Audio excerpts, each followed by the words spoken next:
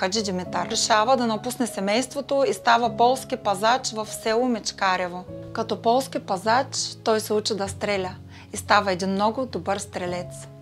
По това време в Сливенския Балкан бродят малки дружинки. Една от тях е ръководена от Георги Трънкин и в нея е и Панайот Хитов. Хаджи Димитър много е чувал за Панайот Хитов и много знае за тази смела дружинка. И неговото желание е изцяло той да се слее с тях, да се присъедини към тях, да покаже какво може и да тръгне с тях в борбата за освобождение на България от турско робство. Прави всичко възможно и се среща с дружината на Панайот Хитов.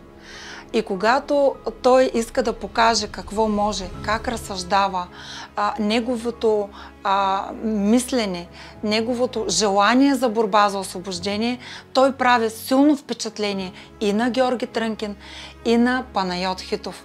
Естествено, това за тях е света лъч, този младеж, защото те с такова желание са го приели в дружината си, че дори му дават второ място в йерархията, а именно знаменосец.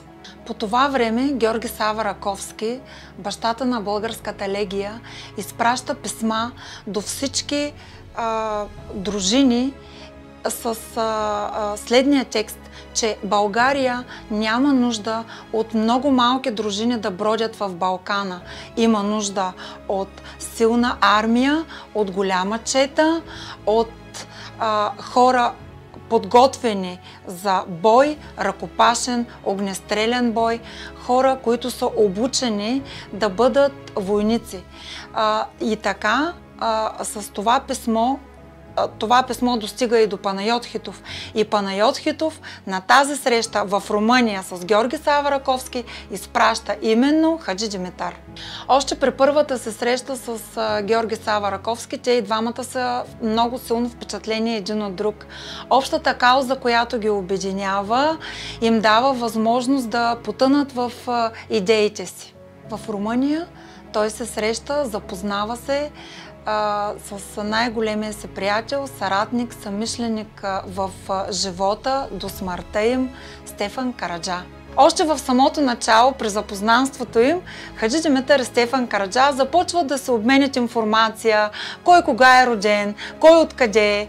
И представете си, един е роден на 10 май 1840 година, другия е роден на 11 май 1840 година. Един е от град Сливен, един е от град Ямбол. Близки градове и така те стават още по-близки, още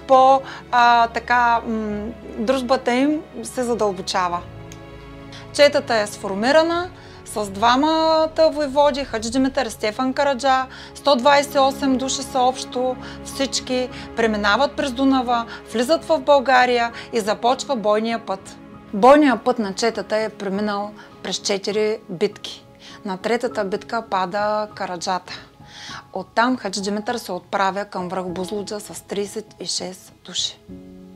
Срещу тези 36 останали четници са изпратени около 840 души редовна турска армия и башибозук.